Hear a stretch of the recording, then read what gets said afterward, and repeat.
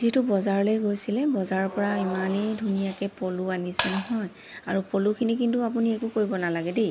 পলুখিনি একদম বাঁহ চাহ কাটি মেলি ধুনীয়াকৈ দি পঠিয়ায় আৰু ঘৰত আনি পেলাই বইল কৰি পেলাই ভাজি খালেই হ'ল। আৰু এয়া মই তেতেলীও আনিছিলে, তেতেলীখিনি হৰলিক্সৰ বৈয়াম এটাত ধুনীয়াকৈ ভৰাই দিছোঁ আৰু ইয়াৰ চৰবত খাব লাগিব।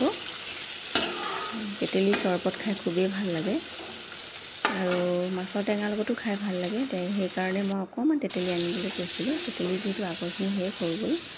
গৰমৰ কাৰণে তেতেলী খুবেই ভাল দেই খাবৰ কাৰণে, প্ৰেছাৰ কাৰণেও ভাল যিহেতু। আৰু দেউতাক আমাক প্ৰেছাৰ কাৰণে লাগেই বাৰু। এয়া মই পলুখিনি ধুনীয়াকৈ ভাজি লৈছোঁ। ইয়াতে অলপমান পিঁয়াজ দি দিছোঁ আৰু দুটামান জলকীয়াও দি দিব লাগিব। বেছিকৈ জলকীয়া নিদিওঁ বাৰু, গৰম যিহেতু বেছি। ইয়াৰে ঘৰৰ জলকীয়া হয়, ছিঙি থৈছিলোঁ আৰু অকণমান শুকুৱাইও থৈছিলোঁ। মই সেইকাৰণে দুটা দি দিব লাগিব কাটি পেলাই। খুবেই বেছিকৈ জ্বলা হয়, সেইকাৰণে বেছি নিদিওঁ বাৰু। আপোনালোকে পলু খাই ভাল পায়নে বাৰু? আৰু পলু যিহেতু খাব লাগে দেই, পলু মানে একো বেয়া বস্তু নাখায়, এৰাপাতৰ বাহিৰে বেলেগ বস্তুটো নাখায় ন। সেইকাৰণে পলুটো মানে খুব ভিটামিন হয়, বেছিকৈ খালেতো প্ৰেছাৰেই বাঢ়ি যায়।